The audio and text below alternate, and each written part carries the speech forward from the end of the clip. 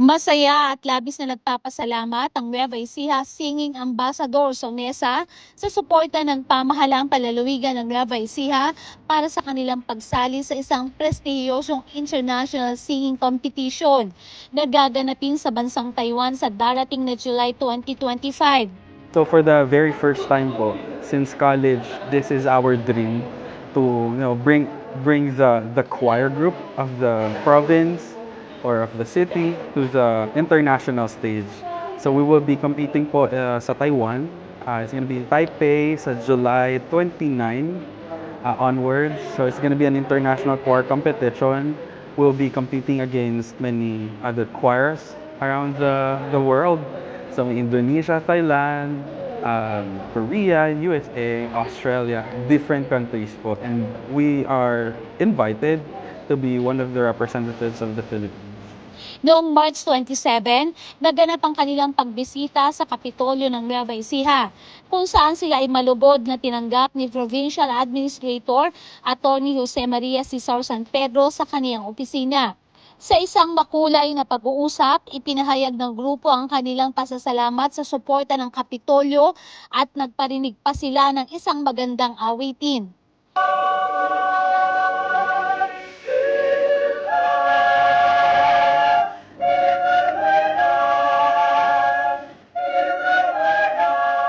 Matapos ang kanilang pag-uusap, ipinagkaloob ni Atty. San Pedro ang isang tulong pinansyal na nagkakahalaga ng 100,000 piso bilang bahagi ng suporta ng pamahalaang palalawigan sa kanilang paglahok sa naturang kompetisyon.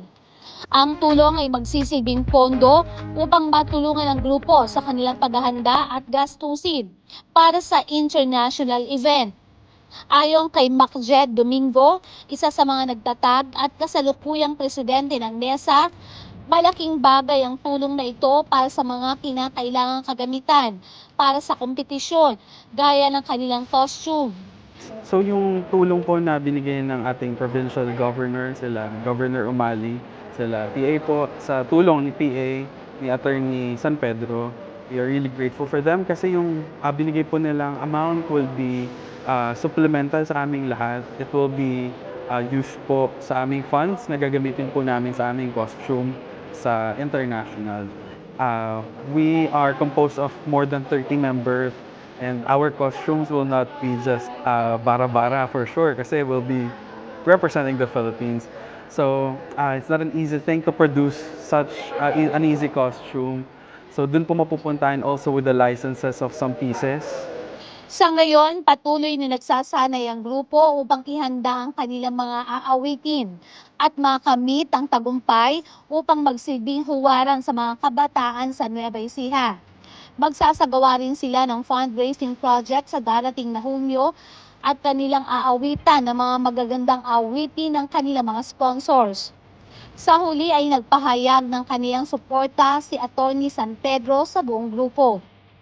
Sa atin pong grupo, ang Nueva Ecija Singing Ambassadors, we wish you all the best sa inyong pong first international competition na sasalihan niyo po sa Taiwan. At ang tulong naman po na binigay ng Provincial Government of Nueva Ecija, na ating pong Governor Oy, at syempre sa lahat po ng bumubuo ng pamahalang panlalawigan sa inyo, ay it's an additional support na hopefully ay magamit nyo at makatulong sa inyo para maiuwi nyo ang kampyonado at maging maganda po kayo example at inspirasyon ng lahat po ng mga choir groups po natin dito sa ating lalawigan at syempre sa buong Pilipinas. Good luck po and we wish you all the best at sana'y maiuwi nyo ang panalo sa ating lalawigan. At siya ng Balitang Nueva Ecija, Juanet Bonda Daguulat sa DWNE Teleradyo ang inyong kakampi.